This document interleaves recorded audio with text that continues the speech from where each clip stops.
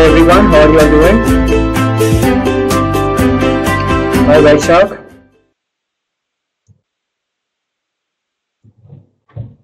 Sanjana. Welcome to your 4th class. Right, and up to this point we've actually discussed electric current, electric potential difference and all of these things. I'm very good. Thank you. Yes, I'm doing fine actually. Right, so up to this point we have discussed resistance, Ohm's law and everything. Anyone who has any doubts? I'm sure all of you practiced series and parallel connections and everything.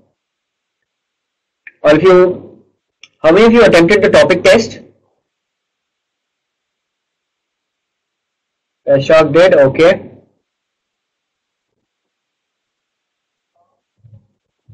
All the others, you have no idea what I'm talking about, right?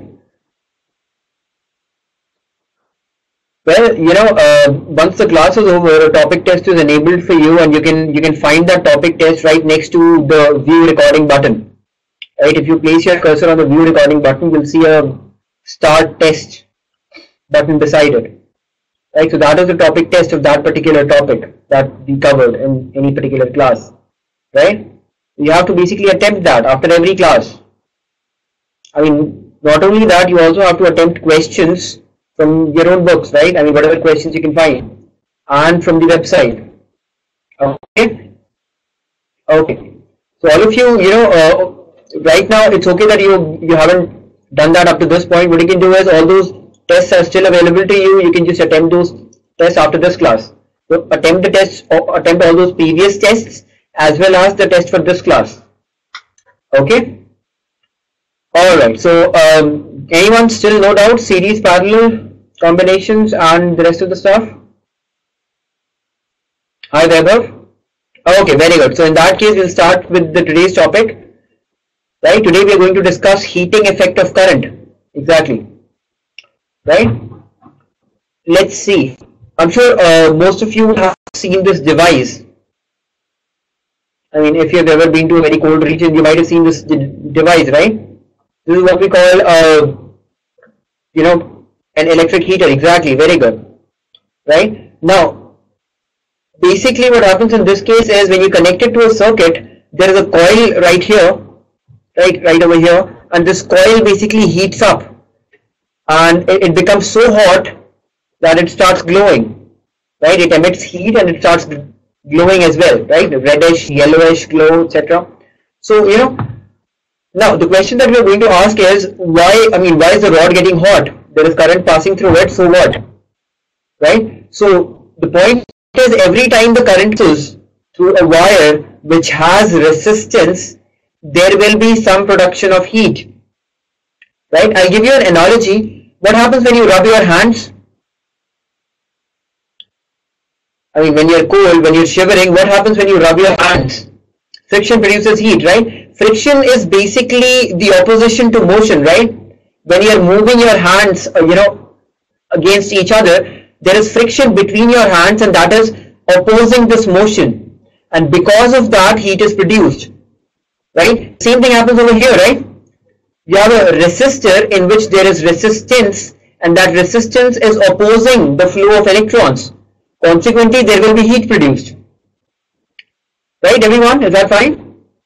So therefore, whatever is the heat produced depends directly on the value of resistance. If the value of resistance increases, right, the heat produced will also increase. So it is directly proportional to resistance. It is also proportional to the amount of current. Actually, it is proportional to square of the amount of current. Right? And finally, it is proportional to heat, time taken. Is that fine, everyone? So heat that is produced in a resistor when current flows through it depends on these three factors. One is the square of the current, the other is resistance, and finally the time for which the current is flowing. Right? The longer is the time for which the current is flowing, the more heat will be produced. Obviously, right? Anyone who has any doubts up to this point? This is what we call Joule's law of heating. Right? So he basically came up with this. When you combine all of these proportionality signs, you end up with this relationship. H is equal to I square RT. Right? Everyone? So that is the original expression for Joule's law. However, we have learnt about Ohm's law, right? V is equal to, let me change the color first. Yeah. So V is equal to IR. So you can substitute that over here. You can, get more expressions. You can get this as well as this as well. Is that fine? Everyone? Right? If you were to substitute V is equal to IR in this expression, you will end up with what?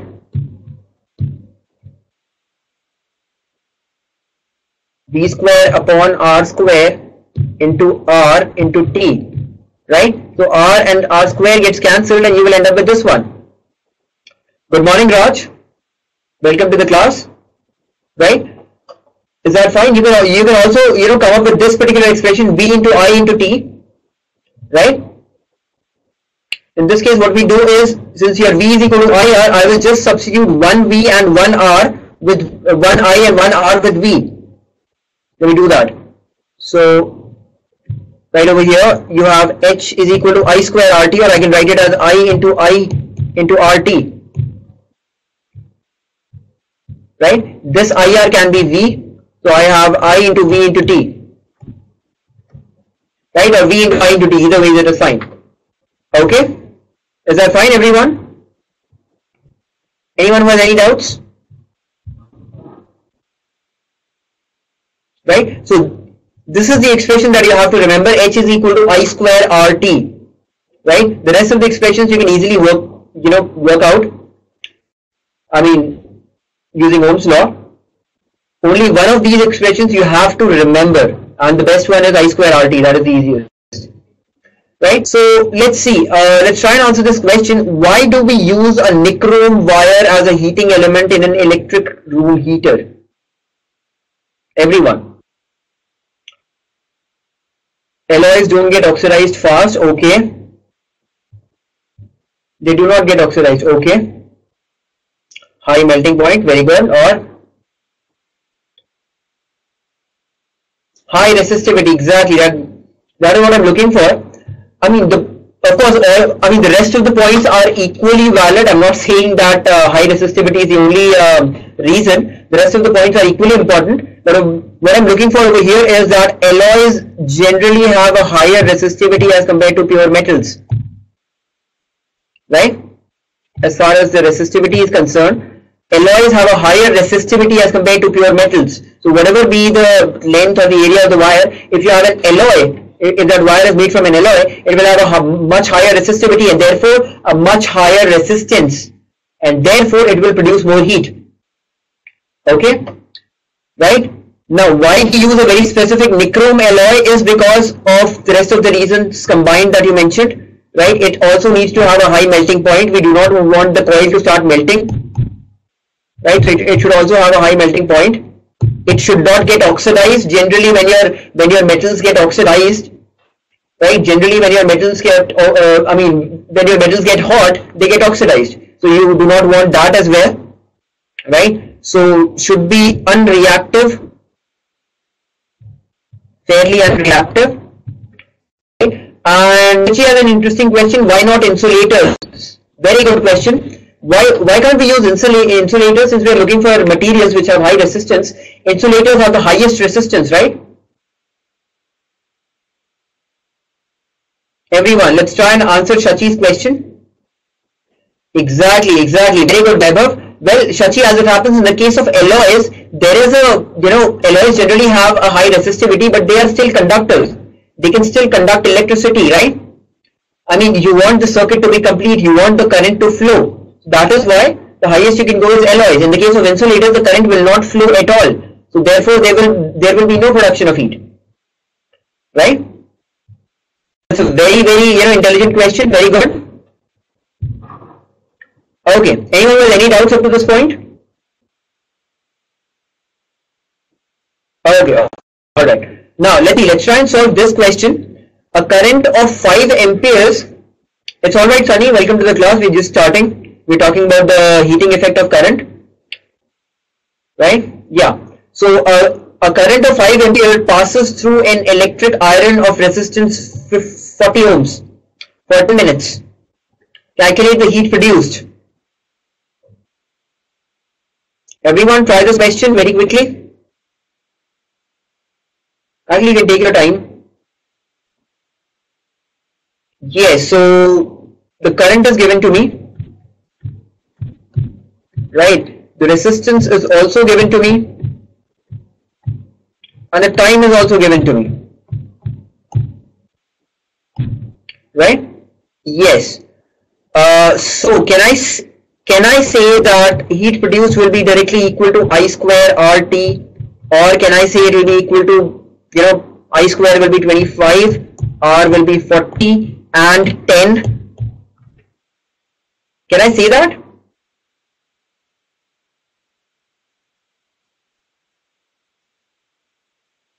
Really, I can say that. Is there some mistake I'm making over here?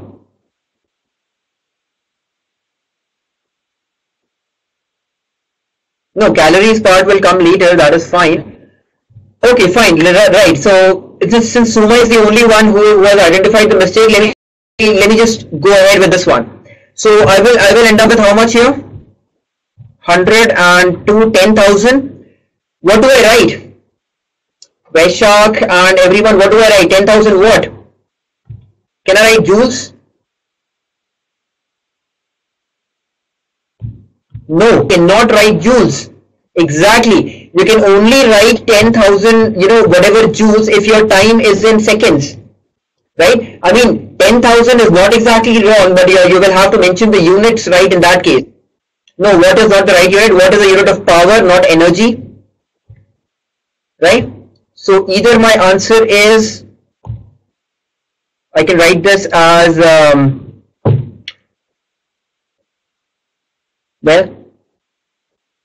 ampere ohms minute.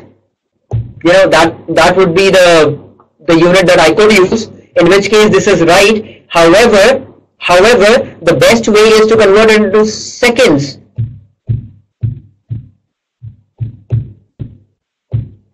Right?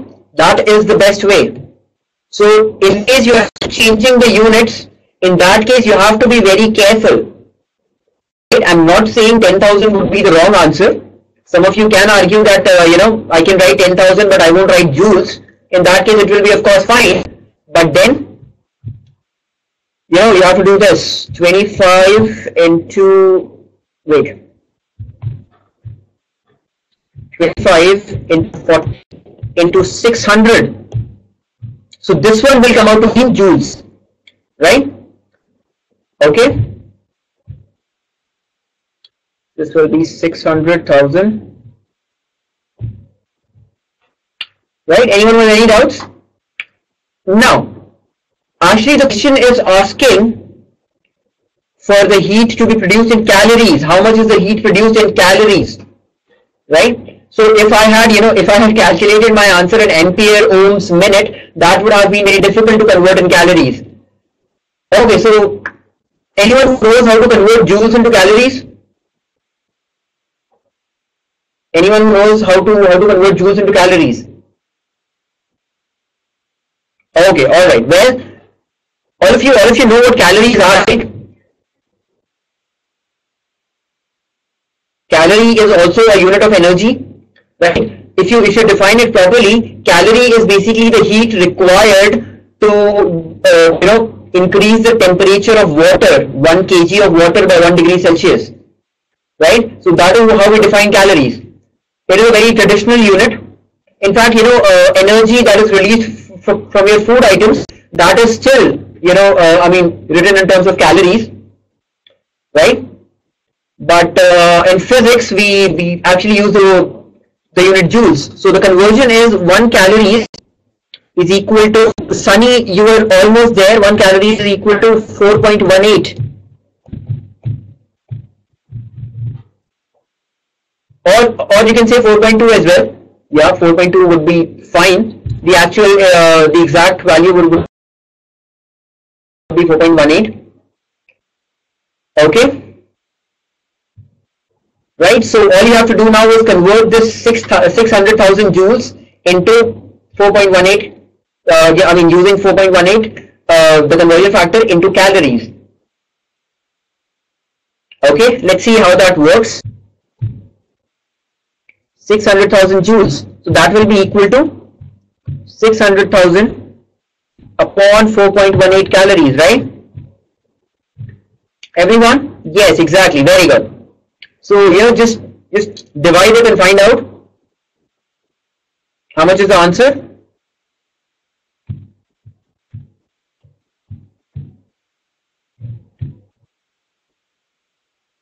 I can say almost 0.2, sorry, 7, right? Now this 0.7 can actually give me another 0, and this 7 will get captured over here. So I will end up with 1, now 30, so 28, 20, so 2.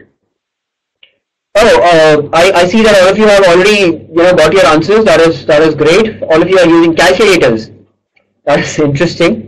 Okay, alright. In any case, I will use your answers. Mine was anyway the approximate value. Yes, Shachi, if you divide it, you will get 1425, something like that. Right? The exact answer will be 14350.7 calories. But like I said, most of you use your calculators, and in your exams you won't be allowed to use calculators. So practice calculations without calculators. Can be rounded off to 4 in exams. No. You cannot round it off to 4. You can round it off to 4.2 at max. And yes, Shachi, I agree. Your answer is not from the calculators.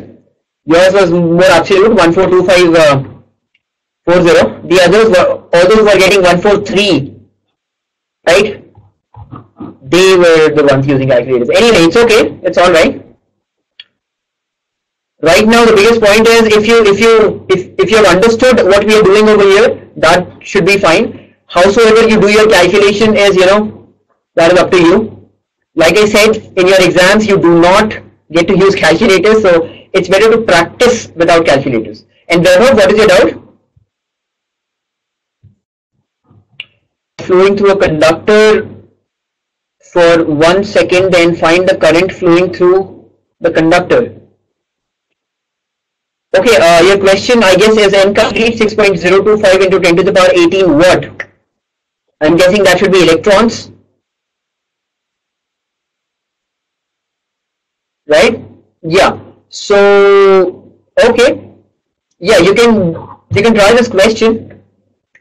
Actually, we will try this question at the end of this class. This is not exactly related to this particular topic, so we will try this question at the end of this class. Okay. You'll need to repose that question later on. For now, let's try and solve this one. So, okay, you have two resistors, each of resistance 10 ohms, and they are connected first in series and then in parallel. Right? The battery is 10 volts. The battery used is 10 volts. So you have to tell me in how much time will the parallel combination of resistors produce the same amount of heat as produced by series combination. So, have you understood the question at least? I have two resistors, both of them are 10 ohms, right? And I connect them in series and then in parallel. I connect those resistors for first in series and then in parallel, right? Now the thing is, when you connect them in series and in parallel, the equivalent value of resistance will be different for both, right? Everyone? The total resistance in the series case will be different than the total resistance in parallel case, right? Which one will be more? Which one will be more? Series or parallel? Series. Okay, very good. Series will be more, right? So more heat will be produced by series resistors in 10 seconds as compared to parallel, right? Your heat is directly proportional to resistance, right? So you have to find out the time taken by the parallel combination to produce the exact same amount of heat, right? So let's find out the heat produced by the series combination first, right? HS, that will be equal to how much? In this case, voltage is given to me, potential difference is given to me. So let's use that formula instead. Right? Either I can find out current using Ohm's law and use the same formula, or I can directly use this formula. Both of them are fine. Right? Okay, so 10 into 10 divided by what is R over here?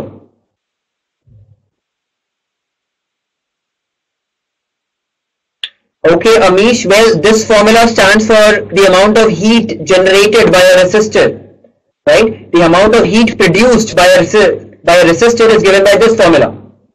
Is that fine? Yeah, so right now we are trying to find out the heat produced in a series combination, and all those who said 20, very good. Right now we are trying to find out the heat produced by series combination. If I connect two resistors of 10 ohms in a series combination, how much will I get? 20, exactly, very good. That into time taken, so that is again 10 seconds, right? This gets cancelled, this also gets cancelled. So the heat produced is how much, everyone? Can I say 50 joules? Everything is in their proper units, so I can say 50 joules, right? Okay, very good. So that is the heat that is produced by the series combination in 10 seconds. Now, I have to find out the time taken by parallel combination to produce this exact same amount of heat, right? Let me take it to the whiteboard. So, what the question tells me is that the parallel combination also produces the same amount of heat, that is 50 joules, but in a different time.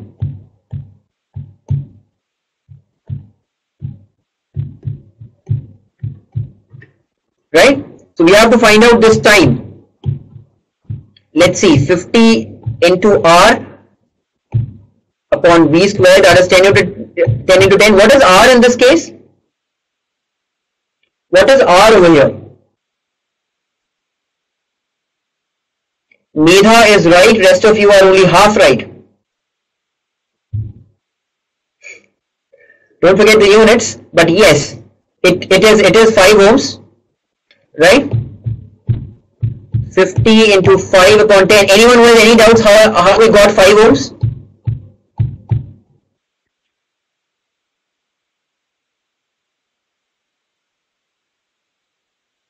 Okay, that is good, that is good. Now let me see, this gets cancelled, I get 2 over here, and that is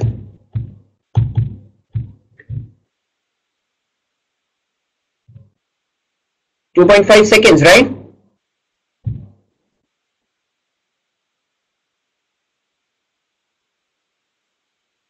I think there is yes. Shachi, what don't we have to do?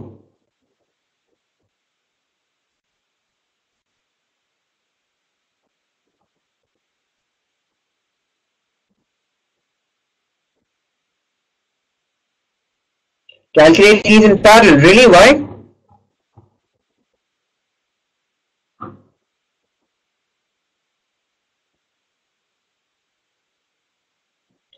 Very good. Right?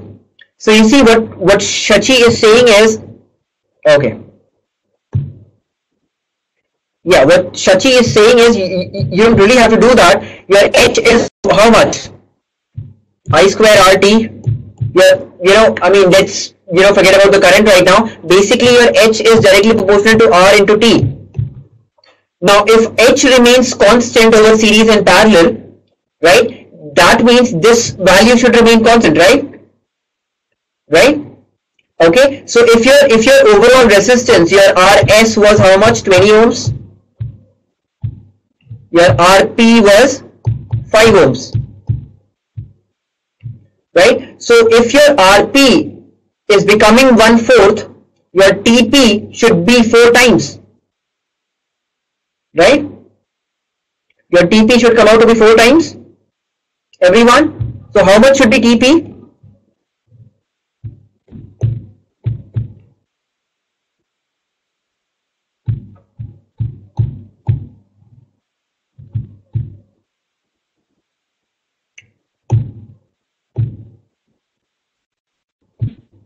Right, your TP will be initially 10 seconds was there, so 10 into 4, 40. Okay, very good. Why are we getting 2.5 over here? Yes, Vaishak, I will explain that again. Why be getting 2.5 over here? Anyone, any ideas?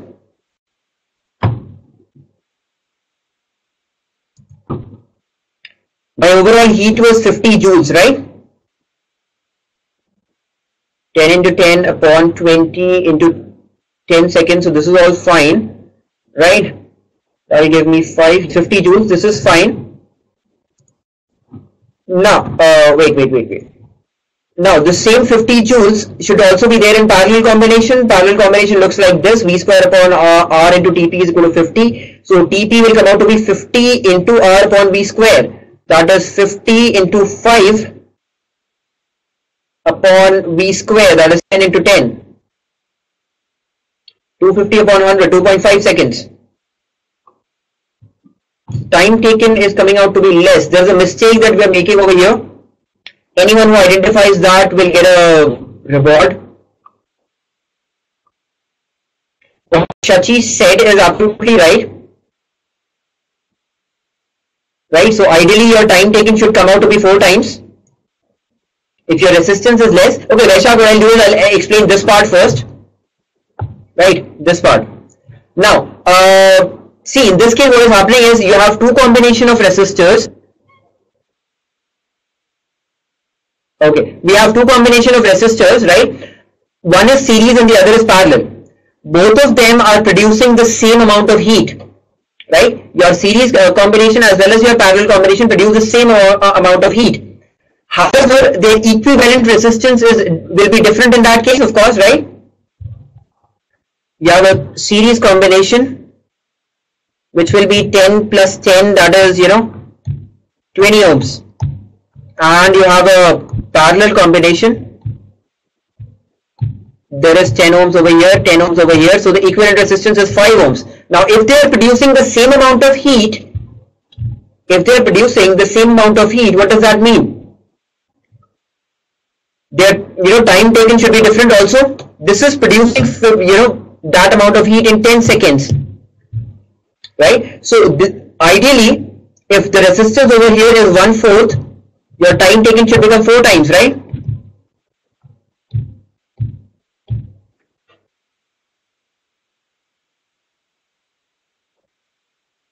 Lower resistance means more current, so more heat. Yes, that is right. But in this case, let me see. Your voltage is how much? 10 into 10 upon R, that will be 5. And let me try 2.5 for now. What am I getting? Oh, I do get 50. Okay. So yes, whatever we calculated earlier was right. Okay. So all of you understand this part. In this case, we are getting 2.5 seconds because we are directly following the formula. What Shachi said is this: since my resistance is getting 1/4, my time should become 4 times. So I should get 40 seconds, right? So all of you understand these two parts. Which of them is right? Which of them is the right answer? Let me call this B and let me call the earlier one A.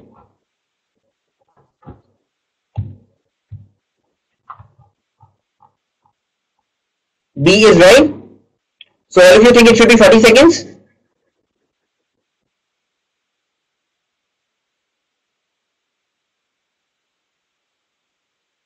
Well, both can't be right? I mean, both are very different answers. In one case, your answer is coming out to be 40 seconds. In the other case, your answer is coming out to be 2.5 seconds. Right? So both cannot be right. Only one of them is right. Vaishak says A. Sunny also says A. Raj says A. Anyone for B? What about Shachi? Yes, we'll try to find out. Rohit and Vaibhav want to go with B. Okay. And Shachi, do you want to stick to B? D was your answer, right? Okay, alright. Let's find out, which of you are right. So, this is the first condition. Okay, let me redo this part. If A is the right answer, in that case, let's find out the heat generated. V is 10 into 10, V square will be 10 into 10, resistance is 5, time taken is 2.5. And in the case of B, my heat generated will be 10 into 10 upon 5 into 40. All of you find out the value of heat generated in both the cases. How much are you getting? I'm getting 50 joules over here and well, 2000 joules over here. So definitely A is the right one. Okay. Yes, exactly. Very good. Now, where did we go wrong here? In this case, in the B part, the logic was absolutely sound, right?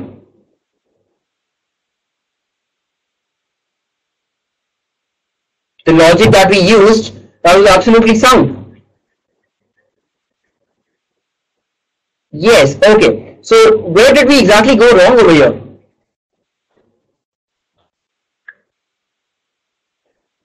Yes, very good. Shachi, definitely it is right. You know, in this particular case, your H is I square RT. Now when I told you that this is the original relationship, you always have to stick to this relationship. In the other relationship that we were using, that was V square upon RT, your V is constant over there, right? Your V is constant over there, right? So if you follow this particular relationship, then you will see that then you will if you follow Shachi's logic, you will get 40. In this particular relationship, your H is directly proportional to R into T, but it is also proportional to current, and your current is not constant. I is not constant. Right? Now, let's do a third exercise. Let's try and apply Shachi's logic in this relationship. In this relationship, your V is constant in both series and parallel, right? Or if you understand this part, your voltage is constant in both the cases, in series as well as parallel. It is 10, right? So let's try it over here. Your H is proportional to T upon R, which means H is, so if my R, right? So if my R is becoming 4 times, sorry, it was becoming 4 times, right? It should be into 4. So if my R is becoming 4 times, that means my T should also become 4 times, right? And that is why, if in series the resistance was 20, right, and time taken was 10, right? So that is how you end up over there. Anyone with any doubts?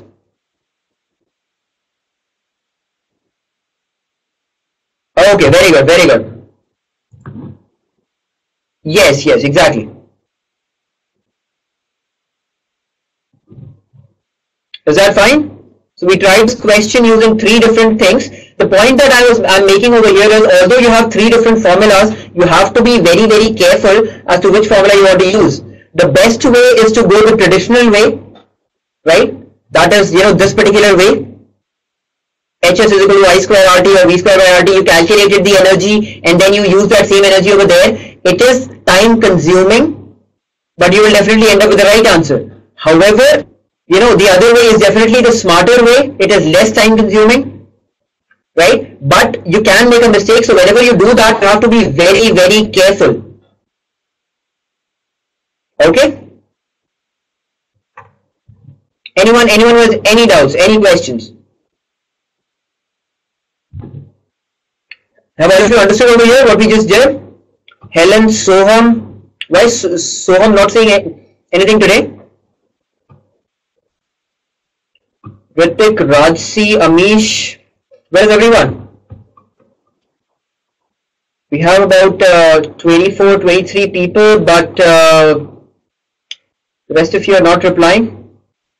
Oh, you're writing too. What about Kazi, Rajsi, Medha, Ritik, Sanjula, everyone? Okay, don't start playing with the media player now. Interesting.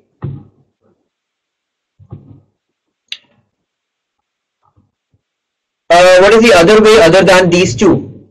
Well, there are only two ways, right, Amish?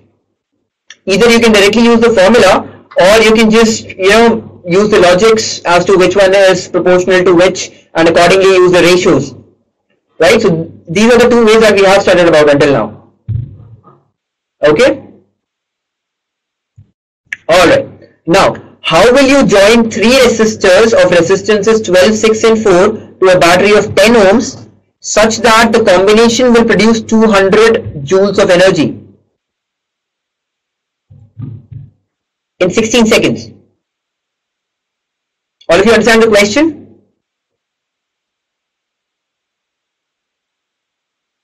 You have to find out the exact combination of these three resistors so that the equivalent resistance gives you 200 joules in 16 seconds.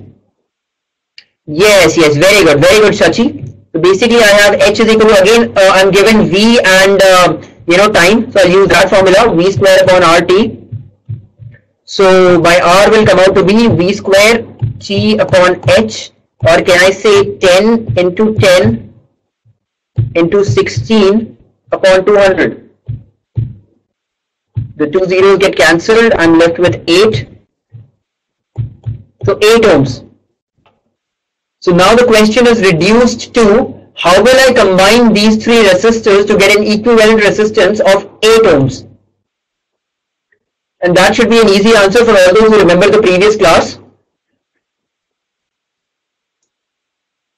How do we combine these three resistors to get an equivalent resistance of 8 ohms?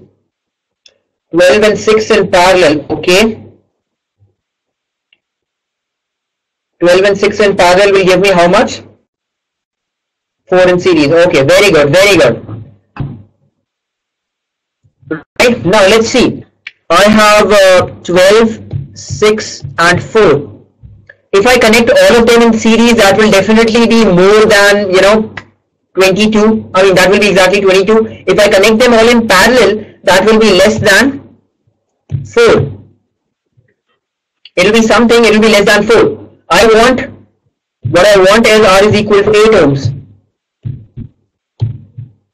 So what I do is I can think of two combinations, 2 in series and 1 in parallel. Something like this.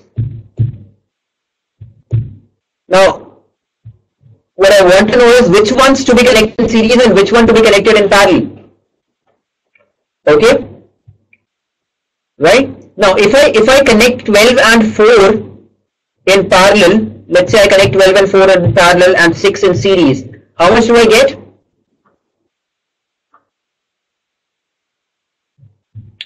In this case, I will get 12 into 4 upon, 12 plus 4, that is 16. So 48 plus upon 16, that is 3.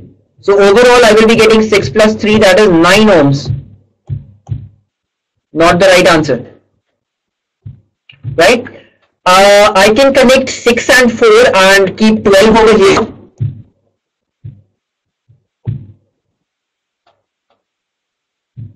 But that would definitely be wrong, because in that case my overall resistance will always come out to be more than 12. Right, everyone?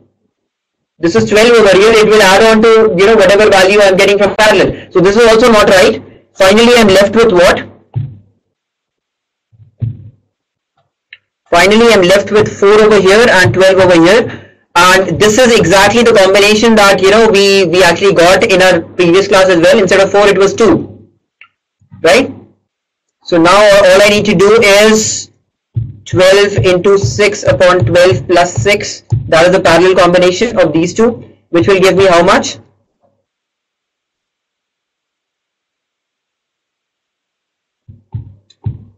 Everyone.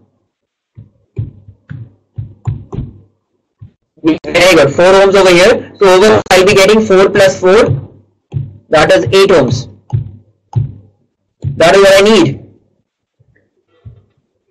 Is that fine, everyone? I have repeated this exercise so that all of you are aware how we do exactly, how we arrive at that series and parallel thing. You have to basically do this logic, right? So you have to practice this so that you don't really need to solve it every time. In this case, I actually showed you by solving, right? I basically placed 12 and 4 over here and solved it. You shouldn't need to do that. That is wasting of time, right? You should directly be able to arrive at 4, 6 and 12. Like some of you did, that is very good. Now, let's try this one. A current is through the heating element of an electric heater for some time and it produces 60,000 joules of heat in that period. Okay. If the current is doubled, how much heat will be produced by heating the element of the heater for the same duration? Everyone, what do you think?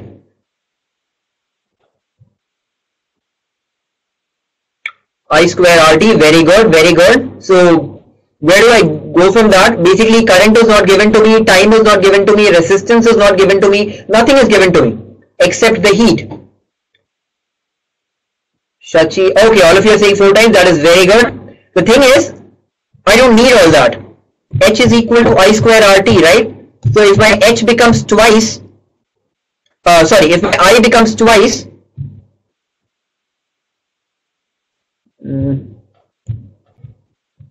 new H dash will be how much?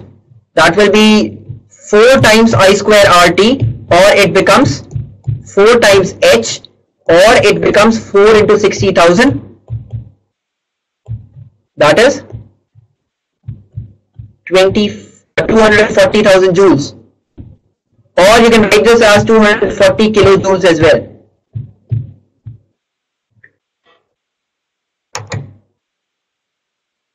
Vaishak, do you have a specific doubt? Okay, all right. Let me repeat in that case. Your how 4? Okay, well, instead of I, now you have 2I, right? Your current is doubled. Your heating element is same. Therefore resistance is same. Excuse me. Your heating element is same, so the resistance is same. Your duration is also same. Your current has doubled, right? So when you double the current, instead of I, place 2I, and square of 2I will be how much? 4I square, right, Vaishak?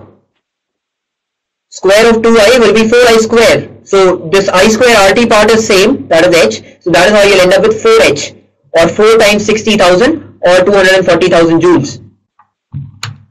Is that fine? Anyone who has any doubts?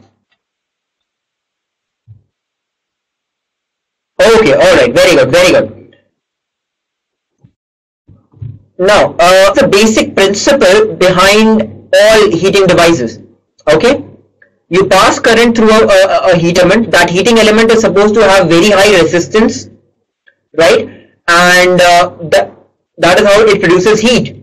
Now, there are ways to increase the resistance. One of them we have already discussed by choosing a material of high resistivity, like alloys, right? What are the other ways? Anyone? Let's say you have already chosen an element which has high resistivity. You still want to increase the resistance. How will you do that? Notice that all your heating elements are always coiled.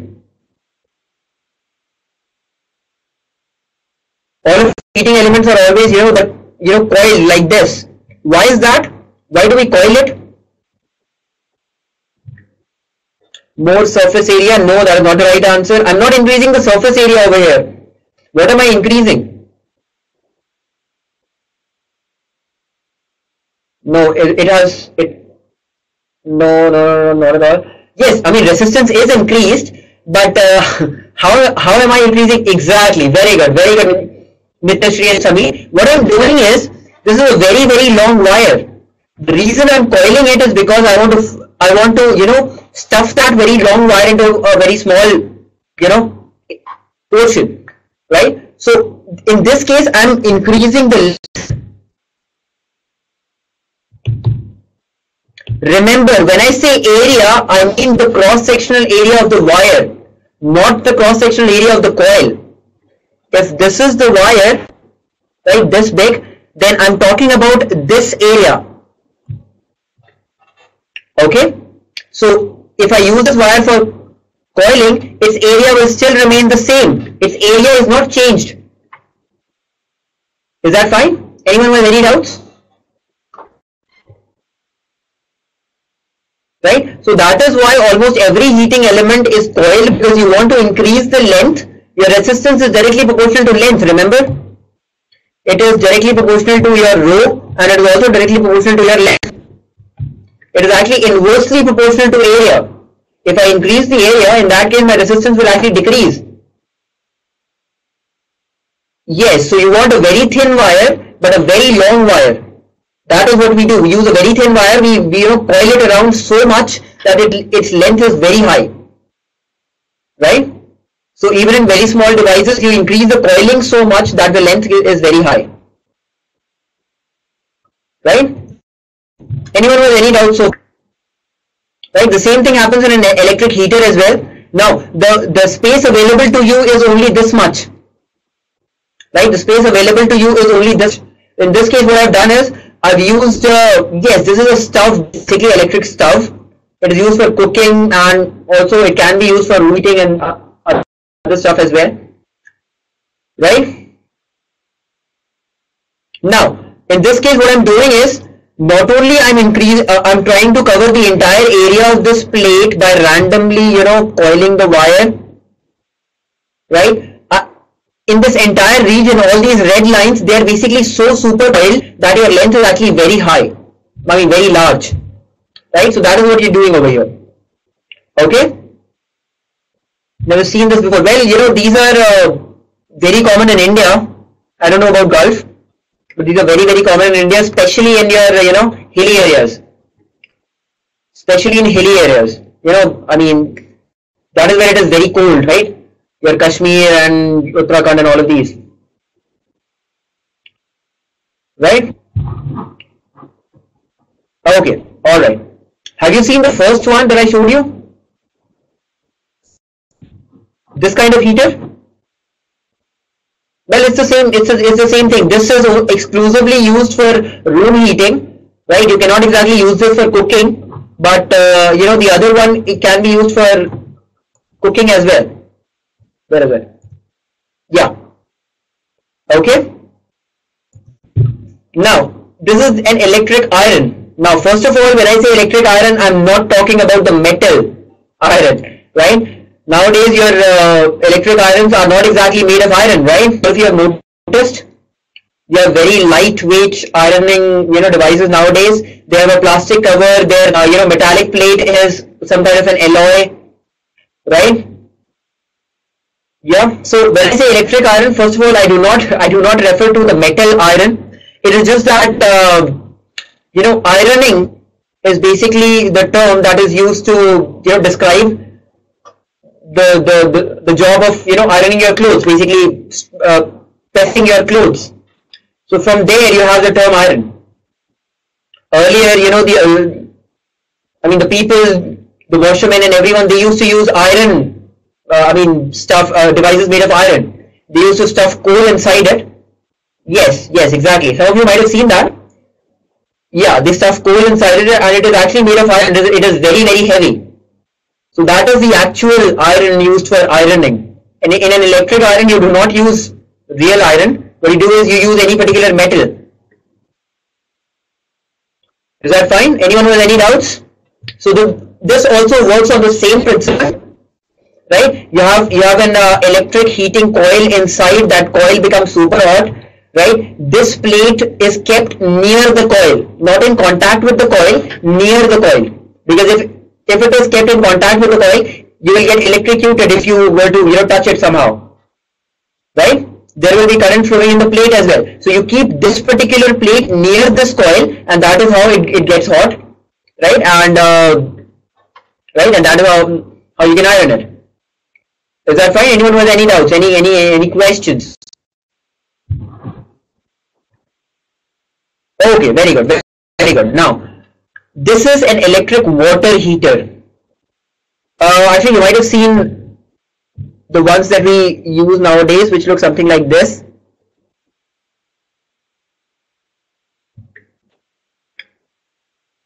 Right? Your rod, basically, it is a rod, thick socket over here. There's a hook over here, right? And there's a wire. You just place it inside a bucket.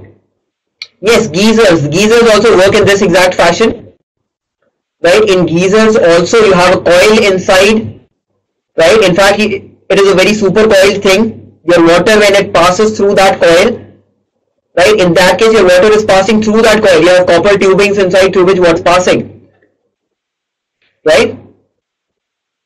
So that is how it becomes hot. Okay? Everyone, is that fine? Yes. Somebody was asking about the resistance of a human body. Well, resistance of a human body is, is pretty high. Is very high actually. That is why, whenever current passes through you, you get burnt because a lot of heat is generated when the current passes through you. Yes, that is what we call getting electrocuted. But yeah, right? If the resistance of our body was low, in that case, electrocution wouldn't really have been a problem. But our resistance is very high, so when the current passes through us, there's a lot of heat generated, and that is why we get burned, right? And it happens almost instantly, and that is what we call getting electrocuted. Okay? Anyone has any doubts? Any more questions? The same thing happens in an electric bulb as well. In an electric bulb also you have a coil, right? Yes, tungsten. It is a filament basically, and it is again super coiled. A very light filament that is super coiled to basically increase the resistance, right? Yes, its melting point is also very high because you basically don't want it to melt. The purpose of an electric bulb is to emit light, but in this case it is emitting light because it is getting hot, right? It is emitting light because the filament gets very hot. That is why it is emitting light, right? So these kind of bulbs are actually no longer used. Nowadays you have your LED bulbs and your CFL bulbs and all those things, right? So they do not use a coil. That is why they do not get hot.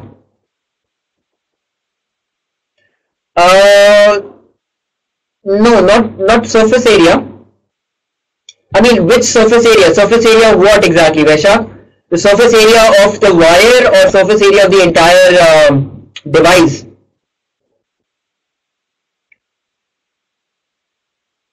Wire. Well, no, in that case you're wrong.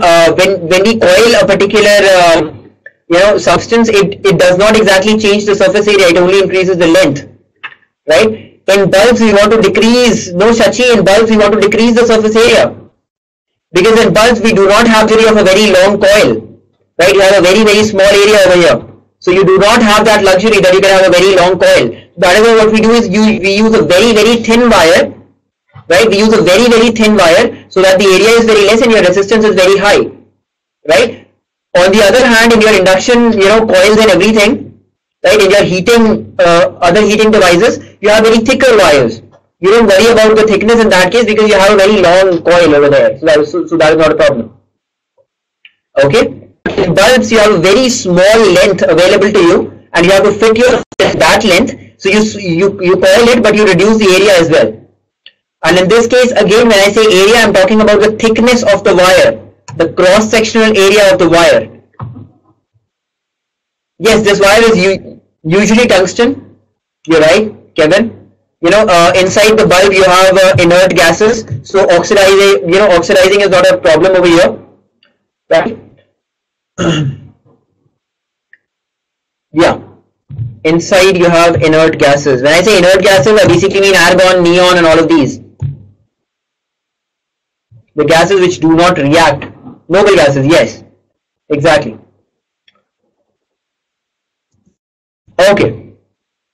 Now, your electric fuse actually works on an exact opposite principle. In your electric fuse, you basically want that wire to melt, right? You want that wire to melt, and however, you only want it to melt when excess amount is through it, right? For example, I'll give you an example. For example, let's say you have a circuit which can handle only 10 amperes of current, right? If you give 11 amperes or 12 amperes of current to that circuit, the device will get damaged. So in that case, what you do is,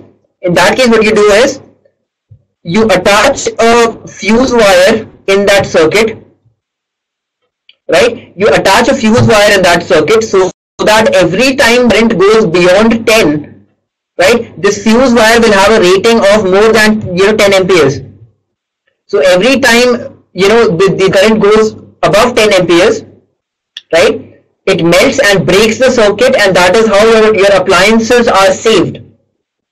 Right, all your appliances, you can save all those appliances by attaching a fuse wire. However, like I said, it is very important to note the rating in this case. Let's say you have an appliance which can handle 15 amperes, or let's say you have an appliance which works only on 15 amperes, and you stick a fuse wire which can handle only 10 amperes, right? So in that case, what will happen? Your appliance will not be able to work at all, because every time you give it a current of 15 amperes, your fuse wire will melt. Right, everyone? So it is really important to note the ratings of the fuse wire. That is how fuse wires work. Right? You basically check the appliances that are connected in your circuit. Well, in that case, what you'll do is, if you have an appliance that requires 15 amperes of current, you will attach a fuse wire, right? Let's say you have an appliance which requires 15 amperes but can handle a maximum of 18 amperes. Up to 18 amperes it will not get damaged. Then you will attach a fuse wire which has a rating of exactly 18 amperes. So as long as it is 15, it will work perfectly. It becomes 17, it can handle it, that is fine. As soon as it becomes 18, your fuse wire will get burnt and the circuit will be broken. Stabilizer, voltage regulator. Well, the workings of a stabilizer, to understand the workings of a stabilizer, we will need a few more concepts that you will learn about in your 11th standard, actually 12th standard. Right? We need to learn about magnetic properties and all those things, transformers and all of these, transformers, voltage regulators and all of these, they will come in this category, right? Okay. Now there are several, up until this point we have discussed applications of the heating effect of current, but there are several disadvantages as well. For example, every device that you use in your circuit has certain amount of resistance, right? There is no particular device which has zero resistance, right? Everyone? Every device will have certain resistance, is that fine? Now, if it has resistance and if current flows, heat produced, right everyone?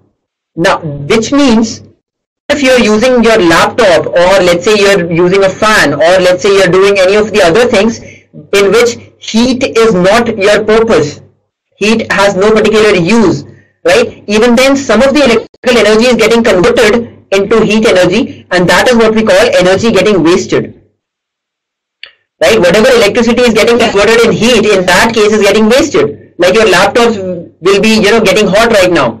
If you have been using them for a long time, they will be getting hot right now. Now, whatever electricity you are giving to a laptop, that is supposed to run that laptop.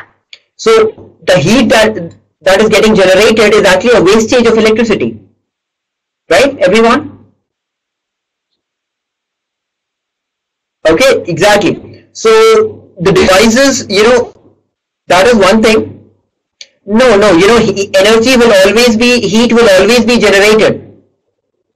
Heat will always be generated because of the Joule's heating effect. What we can do is, in cases where we do not need heat, we can minimize the heat generated. Right?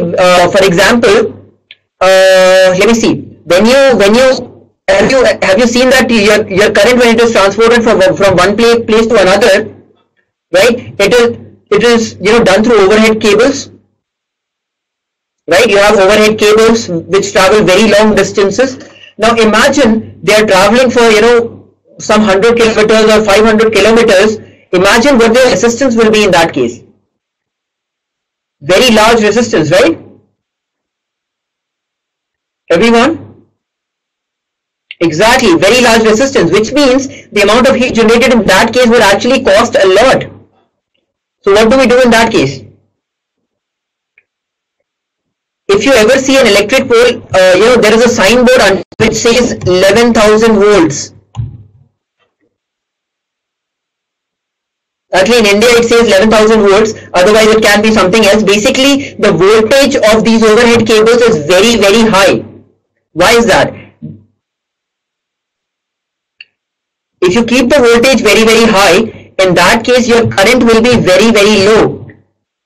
Right? No, not because of height. If your voltage is very high, your current will be very low, right? Everyone? Yes, so that is why your heat depends on I square RT. Now you cannot reduce the resistance because you have to conduct your electricity from one point to another. So you need a wire from this point to that point, right? So definitely the length of the wire cannot be changed. But what you can do is you can use very thick wires so that their resistance is less and you can reduce the current. Okay? So in this case, actually the value of current is less than even 1, very, very less. So square of that will be even lesser. Right? Square of that will be even lesser, and that is how we save electricity. So there is no way to completely, do away with this wastage of electricity, but you can reduce it. Right? I mean, whatever I just told you right now about overhead cables, that is again a very high level concept that you will learn about in your higher classes. But I hope you realize what we are doing in this case. We cannot completely do away with this part, but we can save as much as possible. Okay, Sunny. Well, in this case, what is happening is when you generated your electricity, right? Whatever power was generated, that is equal to VI, right? Okay, Sunny. Now that is the initial potential difference at which you generated, at which the power plants that you have, they generated the electricity, right? So the new potential, when you raise it to 11,000 volts, your overall power should remain the same, right? Energy can neither be created nor destroyed, remember? So that is why when I said that when you raise the voltage to such a high value, your current will get reduced. Okay? Right? Yeah. Again, like I said, you will learn about that in your higher classes. The point that I was making was that heat can never be completely, made zero. Anyway, so the heat produced is not only a wastage, it can also damage the devices. Right? For example, your laptop sometimes gets switched off automatically when it becomes too hot. I'm taking the example of laptop again and again because that is the most used device nowadays, right? No. If it becomes really hot, it automatically restarts.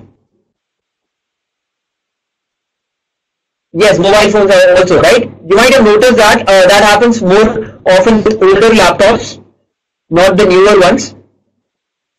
No, that happens more often with older laptops, right? The newer ones can, do not get so hot easily. The older ones, actually, let me talk about the third point first. The older ones have or even the newer ones have fans inside them to cool it, to cool that device. So what happens in the older ones is that these fans, they become less efficient. That is why it starts getting more hot. So in that case, what happens is it can damage your laptop, right? It can damage your laptop, right? So that is why it gets switched off automatically. That is again, a built-in safe mechanism to save your laptop. Right, you can, cool it, restart it, it will work perfectly. That is the other thing. Heat use is not only a wastage, it can also damage your devices. Right? What about superconductors? Well, superconductors, what about superconductors exactly?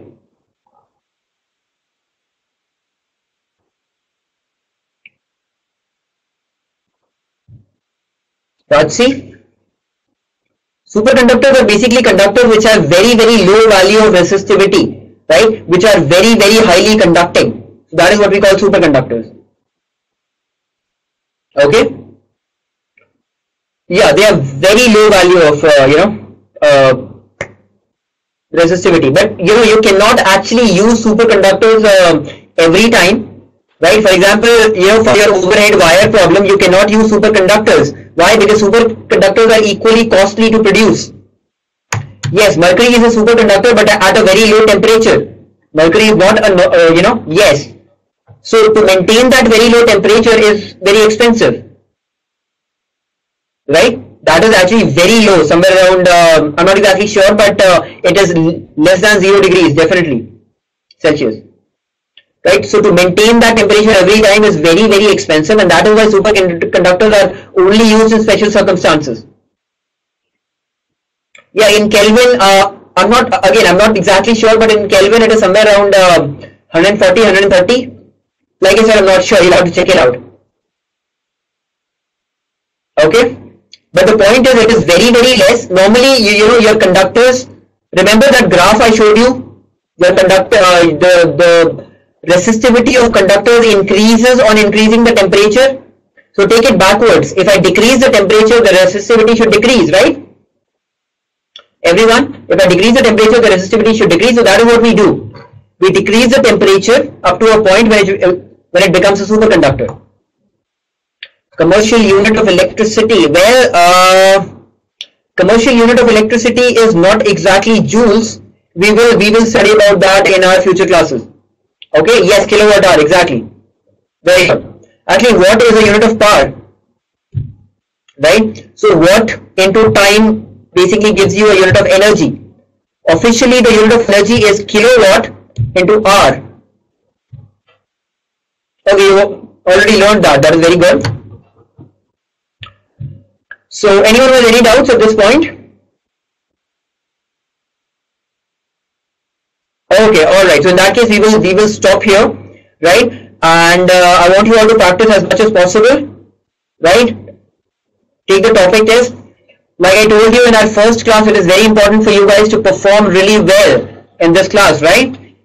So take the practice test, topic test, practice as many questions as possible. This is very, very easy. So, you know, it shouldn't take much of your time, right? All of you, it was really great talking to you all. I'll see you again next time. Bye-bye. Have a nice day. Stay safe and enjoy.